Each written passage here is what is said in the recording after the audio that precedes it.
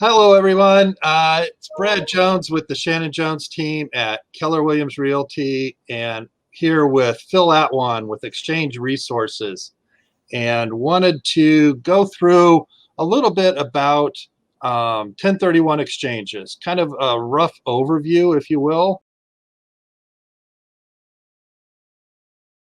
Phil, if you could just introduce yourself and a little bit about what you do and what your company is, and then we'll get into some questions.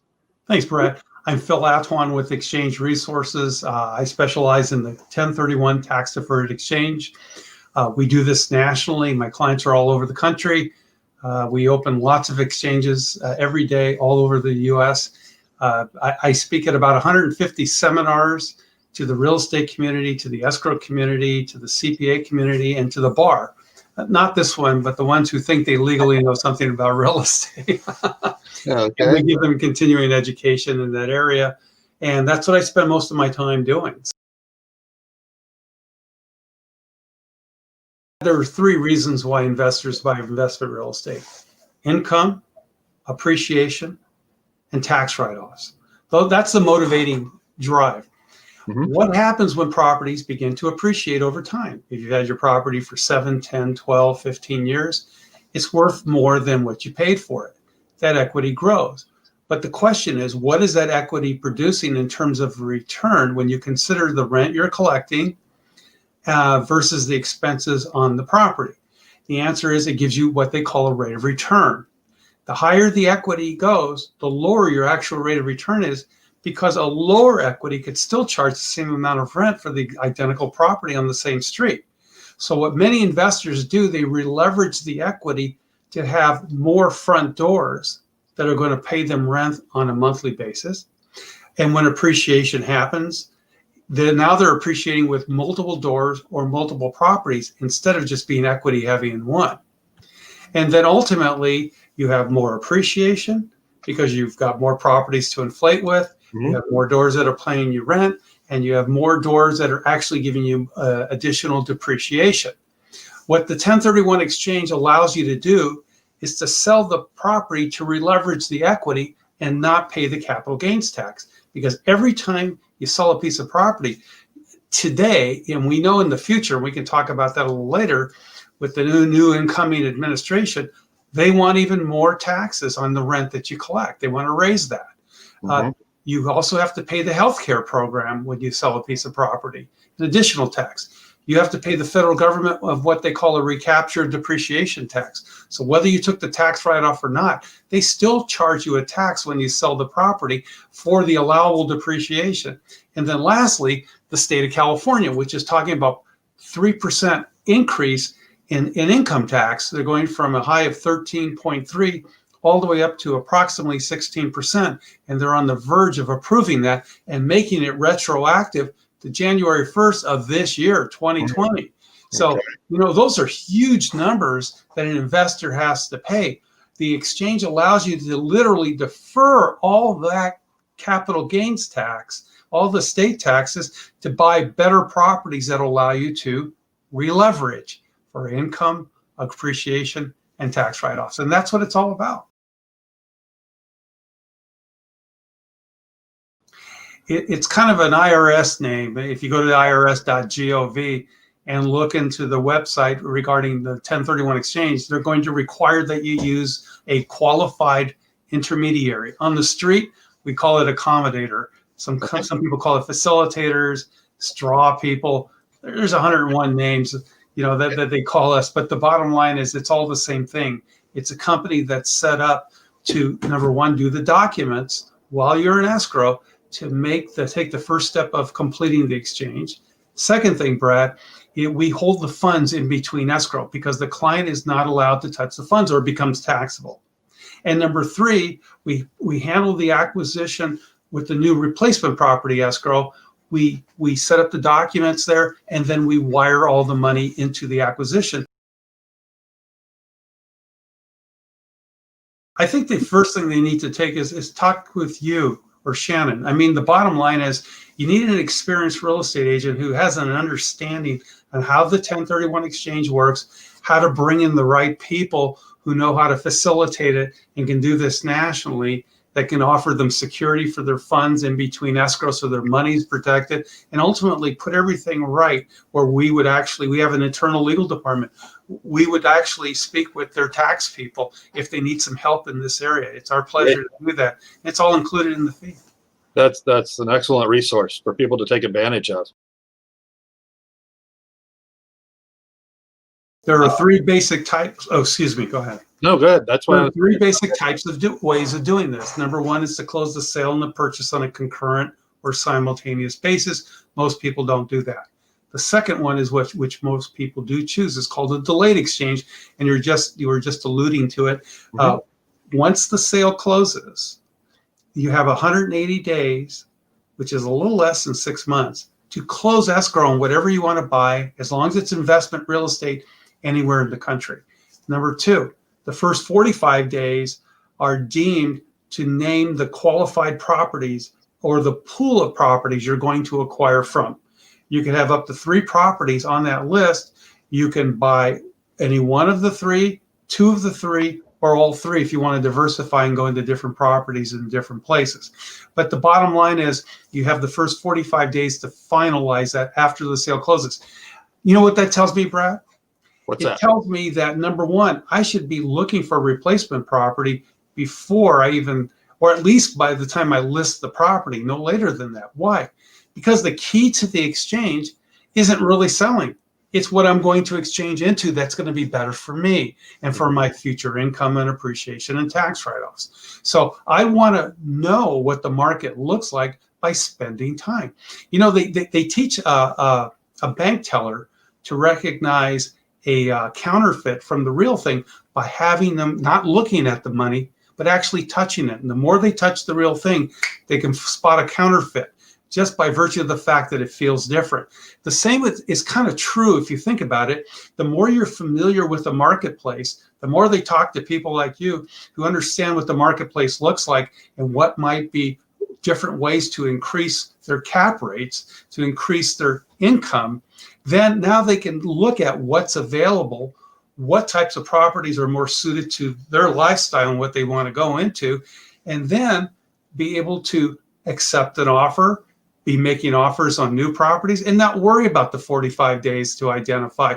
Because why on earth would you want to wake up the day your sale is closing and say, I better find a new property, I've only got 45 days to do it? Folks, you're doing this because you want to grow your income, not because you want to fall into something, but you have to be very deliberate to find the right property that you think is going to be best for you. The third kind of exchange, we first mentioned simultaneous closings, and we mentioned the delayed closing up to 180 days later, which is a little less than 6 months, with a 45-day window to identify. The third one is it intrigues me. To me, it's the best exchange that's out there. It's called the reverse exchange. Yeah. The reverse exchange allows you to wait. Keep looking until you find something. And then when you find the right property, you jump on it. Why? Because the federal government now allows you to close a purchase first through this reverse exchange and then close the sale.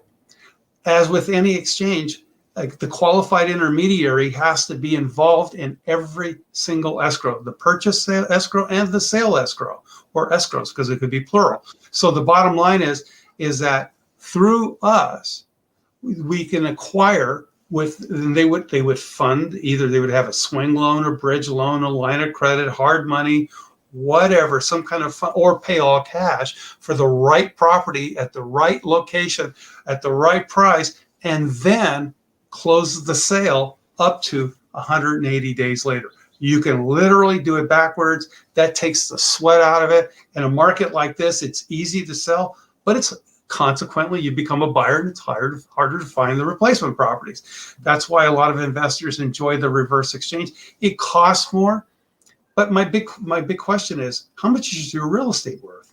How much is your income worth? Well, how much is your appreciation worth?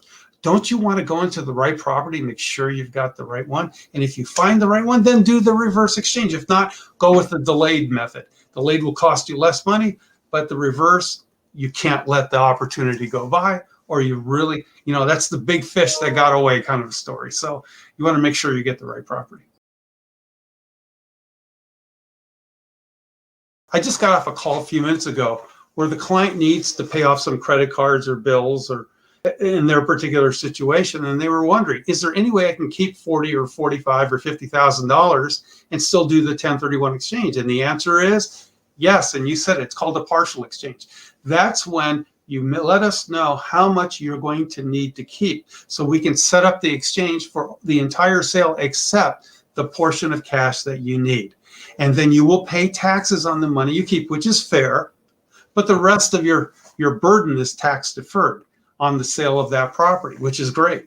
So as long as you're willing and check with your CPA to find out what the hit would be, make sure you probably take a little more so you can pay the taxes on it with the cash that's also coming out of it. But the bottom line is it's very doable, and not a lot, but a number of our clients do that, and they find solace in it.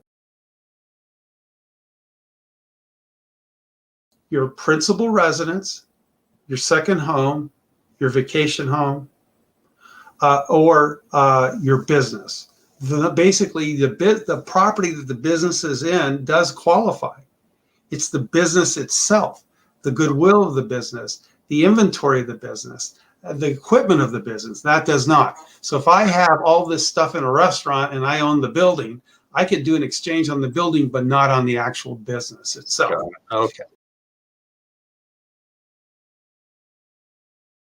The government will actually allow you to spend 14 days a year or 10% of the time that your property is rented for personal use, as long as you don't utilize it for more than that, and the government will permit that to happen, which is pretty cool. So they can check with their CPAs to verify that. Yeah. But this is the bottom line.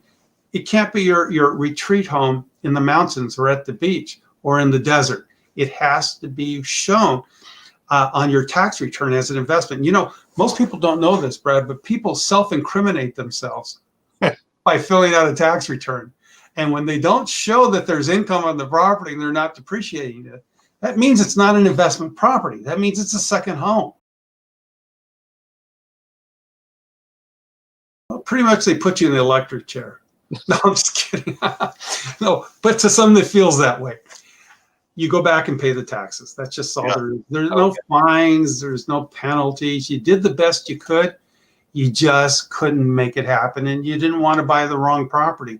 So therefore, you pay the taxes and move on. And that's the worst case scenario. Does it happen? It does. Does it happen a lot? Not really. I mean, based on my book of business that I work with, I really don't see more than 15% failure rate. That means you have an 85% success rate for the most part. Brad, what's happened is the federal government back in, I think it was April, created some extension time that went all the way through July 15th. They extended the 45 days, or they extended the 180 days to close. They wouldn't do both, but they did because of COVID. That is long gone. We're in December. So the bottom line is that I don't foresee the government making an additional extension. It's possible, but not likely at this point. Look, I've seen two things happen. I've seen tenants take it a little farther than they wanted to go. I actually have a client who's a title rep, and what he did is his tenant quit paying him. Well, he went to find out after doing some research that the tenant was claiming COVID, but he actually got promoted and he got a raise. Well, but he decided to utilize that as an excuse. Now, I'm not saying there aren't real hardships out there. There are. I mean, you could just look at the unemployment numbers and whatnot. This COVID has really caused a lot of havoc. The country was doing great until this COVID thing hit. But here's the deal, is that there are issues. Good times happen, bad times happen. Cycles of winter and then spring and summer come around, but then the fall and winter come back again. So that's just part of the storm of any kind of investment, of anything that you're going to own, because it's not a perfect world that we live in. But having explained what you did, honestly, I just don't know of a better investment where if you are done with residential, you can get out of it and go into some other sector of investment property. Yeah, I just got a call today, just a couple hours ago, And this guy owns this property. It's a big commercial property. It's about $6 million. And he owns it in an LLC. But his parents, who are the other shareholders of the LLC, want to cash out. So they want to sell the property, but he wants to exchange. And he would call me up and say, he called me up and said, Phil, can I exchange my portion? And the answer is no, because you don't own the property. The LLC owns the property. Therefore, the LLC has to do the 1031 exchange, or you can buy out your parents' share of their LLC shares. So there's lots of these technical things that we're just kind of scanning the basics here. Phil, thank you very much. Pleasure to be with you today, Brad. It really has been. With Phil for a long time. My wife Shannon and I, we're based in Long Beach, but we work all over South LA, North Orange County. And like Phil said, if you have some property and you're thinking of selling and you're looking out of state, we can refer you to somebody out of state that could help you, that specializes in a particular area, and Phil could still handle the exchange. Nationwide. Yeah. Thank you very much, Phil. We'll stay in touch. And if anybody has any questions or needs Phil's contact information, just reach out to us. We're happy to help.